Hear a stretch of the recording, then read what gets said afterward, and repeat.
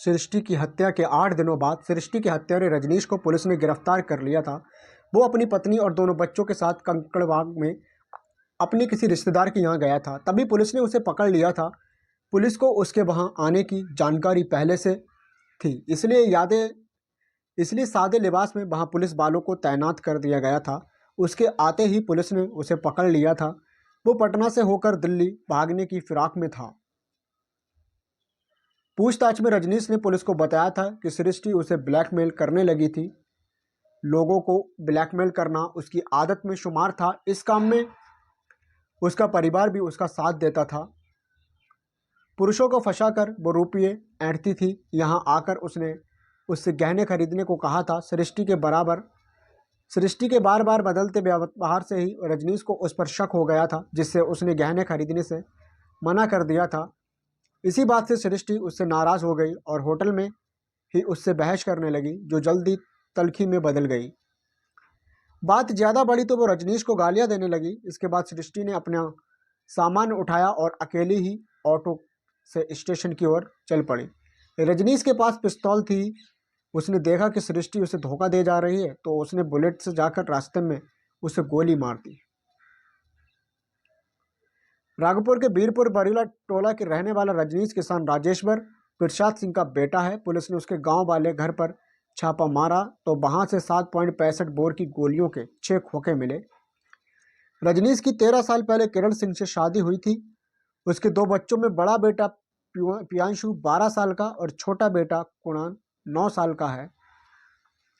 रजनीश की गिरफ्तारी से किरण काफ़ी परेशान है। उसका कहना था कि उसके पति किडनी के मरीज हैं। अगर उन्हें समय समय पर दवाएं नहीं दी गई तो उनकी जान जा सकती है। किरण ने दिल्ली के अपोलो हॉस्पिटल में अपनी किडनी दान की थी। दूसरी किडनी रजनीश के बड़े भाई अनिल ने दे दी थी, जिसकी वजह से उसे दिन में 3 बार दवा खानी पड़ती है। पीने के लिए उसे मिनरल वाटर दिया जाता है। सृष्टि के पिता का कहना है कि रजनीश पुलिस को बेमतलब ही कहानियां गढ़कर सुना रहा है। तो दोस्तों, अगर आपको हमारी कहानी अच्छी लगती है तो चैनल को सब्सक्राइब करिए। तो चलते हैं कहानी की तरफ। हत्या को लेकर भी वह पुलिस के बरगल रहा है। सृष्टि की मां का कहना है कि किसी अनजान लड़की से 5-10 दिन की बातचीत में रजनीश ने 2.5 लाख रुपये से ज़्यादा उस पर कैश और क्यों खर्च कर दिए। 4 जनवरी को सृष्टि की बहन शगुन ने उसकी शादी का प्रोफाइल शादी.com वेबसाइट पर डाला था। उसके 10 दिनों बाद रजनीश की ओर से शादी का प्रस्ताव आया था। रजनीश ने बताया था कि उसके पिता की मोटरसाइकिल की एजेंसी है, जिसका सालाना कारोबार 70 से 80 लाख रुपये का है। अपने बारे में उसने बताया था कि वो IPS की तैयारी कर रहा है। उसके इसी प्रोफाइल और प्रस्ताव के बाद ही सृष्टि उससे मिलने पटना आई थी। पुलिस सूत्रों से मिली जानकारी के अनुसार रजनीश की तरह सृष्टि ने भी शादी की वेबसाइट पर अपने बारे में गलत जानकारियां दे रखी थी। उसने पहले विवाह और तलाक के बारे में बिल्कुल नहीं बताया था।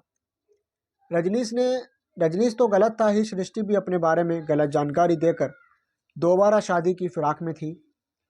पुलिस पूछताछ में रजनीश से सृष्टि की हत्या का अपना अपराध स्वीकार कर लिया था।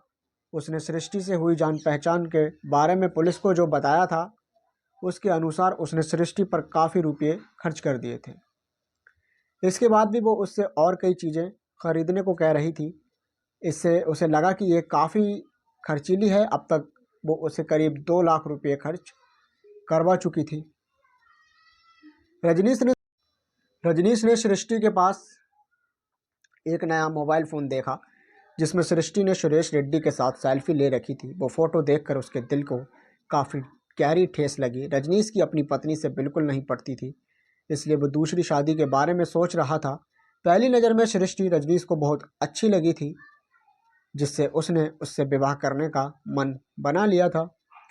विवाह के बाद वो उसके साथ दिल्ली में रहना चाहता था, लेकिन जब वो उसकी उल जुलूल मांगों को पूरी नहीं कर सका तो सृष्टि ने उससे विवाह करने से मना कर दिया था। पुलिस को दिए अपने बयान में रजनीश ने बताया था कि सृष्टि की हत्या करके वो मीठापुर से सीधा अनीसाबाद होते हुए हाजीपुर चला गया था। रास्ते में महात्मा गांधी पुल से उसने अपना मोबाइल फ़ोन, टैबलेट और पिस्तौल का लाइसेंस गंगा नदी में फेंक दिया था। इसी के साथ अपनी बुलेट मोटरसाइकिल को नाव पर रखकर गंगा नदी के बीच में डुबो दिया था। इसके बाद वो हाजीपुर, वैशाली और पटना में ठिकाने बदल बदल कर समय गुजारता रहा।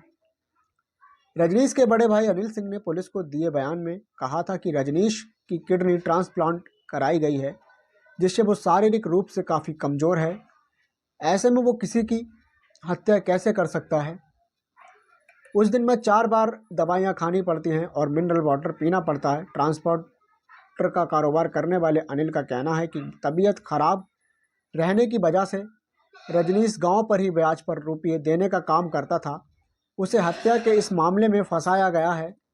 बहरहाल रजनीश पुलिस की गिरफ्त में है और सृष्टि की मौत हो चुकी है। सृष्टि के पिता इस हत्याकांड की सीबीआई जांच की मांग कर रहे हैं।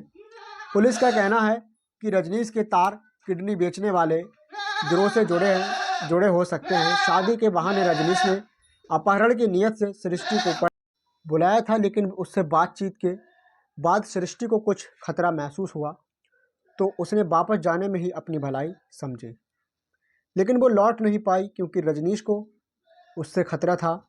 रजनीश पहले भी एक बच्चे के अपहरण के मामले में जेल जा चुका है। वैशाली के थाना जोरापुर में उस पर अपहरण का केस दर्ज है। कुछ दिनों पहले ही वो जमानत पर छूटा था। अगवा किए गए बच्चे का अब तक कोई सुराग नहीं मिल सका है। पुलिस जांच में पता चला है कि बच्चे का अपहरण किडनी निकलने के मकसद से किया गया था। जांच के बाद पुलिस ने उसका खाता सील कर दिया था। उसमें 90 लाख रुपये जमा थे। उसके घर से फर्जी स्टाफ कई सरकारी अफसरों की मोहरें बरामद हुई थी। रजनीश खुद भी 2 बार किडनी ट्रांसप्लांट करवा चुका है। पुलिस ये पता कर रही है कि जिस डॉक्टर ने उसकी किडनी ट्रांसप्लांट की थी, कहीं रजनीश उस डॉक्टर या अस्पताल के साथ मिलकर किडनी बेचने का रैकेट तो नहीं चला रहा था। पुलिस को जानकारी मिली है कि सृष्टि ने दिल्ली में किसी डॉक्टर के यहाँ भी काम किया था। हो सकता है कि रजनीश की किडनी ट्रांसप्लांट के दौरान उनकी जान पहचान हुई हो। दोनों के बीच रुपयों को लेकर होटल में हुई बहस कहीं किडनी खरीदी बिक्री के रैकेट से तो नहीं जुड़ी थी। रजनीश भी पिछले कुछ दिनों से दिल्ली में ही रह रहा था और किडनी ट्रांसप्लांट कराने वाले मरीजों को किडनी मुहैया कराने की दलाली का काम करने लगा था। इस काम से उसने काफ़ी पैसे कमाए थे। वो जब भी अपने गांव बीरपुर आता था, दोस्तों पर खूब पैसा खर्च करता था। लेकिन सृष्टि के पिता का कहना है कि सृष्टि और रजनीश की पहले से जान पहचान और प्रेम पिटिशन की बात बिल्कुल गलत है।